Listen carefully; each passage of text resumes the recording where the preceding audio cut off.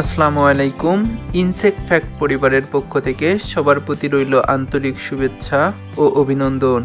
ভুট্টা চাষি ভাইদের জন্য সাজানো আমাদের ধারাবাহিক আয়োজনের ষষ্ঠ পর্বে ভুট্টা সহ অন্যান্য উদ্ভিদের অত্যাবশ্যকীয় খাদ্য উপাদান, পটাশিয়ামের অভাবজনিত লক্ষণ ও প্রতিকার সম্পর্কে বিস্তারিত থাকছে আজকের ভিডিওতে।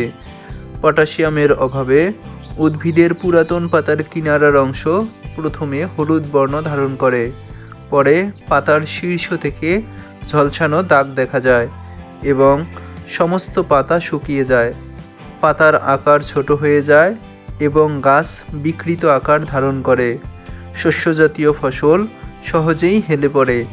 উদ্ভিদে এ খাদ্য উপাদানের অভাবে খরা ও ঠান্ডা সহ্য ক্ষমতা কমে যায়, ফলে পোকামাকড় ও রোগবালাইয়ের আক্রমণ বেড়ে যায়। এ খাদ্য উপাদান ফসলের ক্ষেতে দুইভাবে প্রয়োগ করা হয়: মাটিতে ছিটানোর মাধ্যমে এবং উদ্ভিদের পাতায় স্প্রে এর মাধ্যমে। পটাশিয়াম উদ্ভিদের জন্য খুবই গুরুত্বপূর্ণ একটি খাদ্য উপাদান, যার অভাব হলেই ফসলের ব্যাপক ক্ষতি হয় এবং এ খাদ্য উপাদান ফসলকে বিভিন্ন ক্ষতির হাত থেকে রক্ষা করে।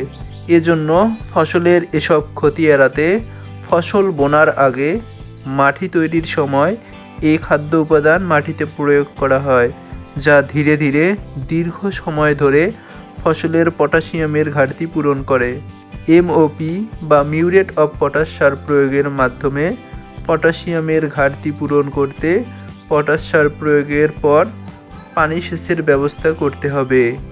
এছাড়া যেসব ফসলে পানি দেওয়ার সুযোগ নেই অথবা পানি দিলে ফসলের ক্ষতি হবে, এমন ফসলে পটাশিয়ামের অভাবজনিত লক্ষণ প্রকাশ পেলে দ্রুত এই সমস্যা থেকে মুক্তি পেতে পটাশিয়ামের স্প্রে দিতে হবে।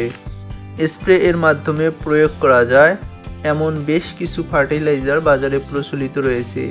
এর মধ্যে উল্লেখযোগ্য দুইটি হলো ফাস্ট পটাশ ও কুইক পটাশ।